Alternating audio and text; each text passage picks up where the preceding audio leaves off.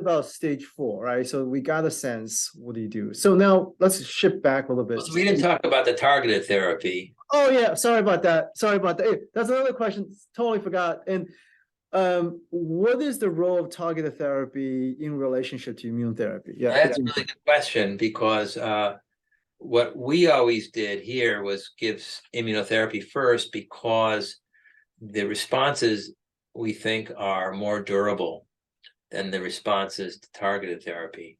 If you give a patient who has a BRAF V600 mutation targeted therapy, there's a very high response rate, but there's about an 80% relapse rate.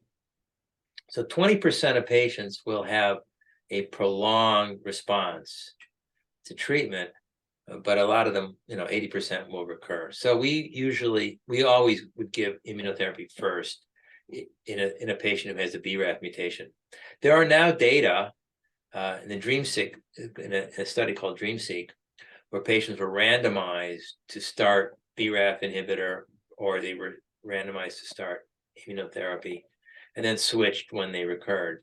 And the data were clear that we were right, that immunotherapy, it should be our first treatment for these patients. And when you give the BRAF treatment, you always give the BRAF and the MEK together, right? That togetherness, and also still give you only the 20% prolonged durability. What is your decision-making process in terms of you giving immunotherapy first? Is it only when that doesn't work and it stopped working, that's when you start targeted therapy? Yeah, so all things being equal, you would start with an immunotherapy, and switch to a targeted therapy if it doesn't work and if they progress. There are situations where you don't do that. The one situation that comes to my mind right now is in a patient with brain metastases. Sure. Who a lot of times they're on Decadron because of edema. So in those patients, if they have a BRAF mutation, we'll start them on a BRAF inhibitor first.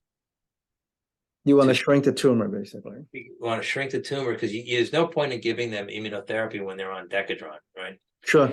So Decadron is another one of those steroid, it suppresses immune system. So once you're on Decadron, the immune therapy is not going to work. So that's why you got to get the target therapy first. So in those patients, we'll put them on a BRAF inhibitor in the hopes of we'll shrink the tumor, be able to get them off the immunotherapy, get them off the steroids, and then we can switch them to immunotherapy. Well, that was good. That was good, like sequence and discussing about which one to give and targeted versus immune and everything else.